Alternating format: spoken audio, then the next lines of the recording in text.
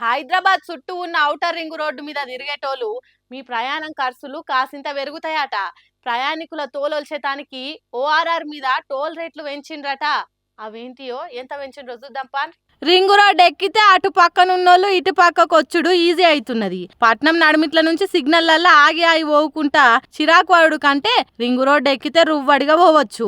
అయితే అట్లా ప్రయాణాలు చేసేటోళ్లకు కిలోమీటర్కు ఇప్పుడున్న ₹2.34 ఇంకో 10 పైసలు చొప్పున ఎక్కువ టోల్ వసూలు చేస్తారట.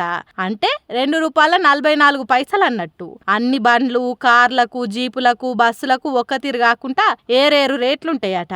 అయితే పాత రేట్ల కంటే ప్రతి కిలోమీటర్ కు ఇంకో 10 పైసలు పెంచిండ్రట.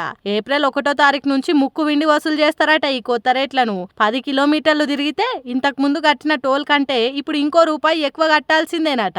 అట్లా ప్రతి 10 కిలోమీటర్లకు ₹1 పెరుగుతుందట.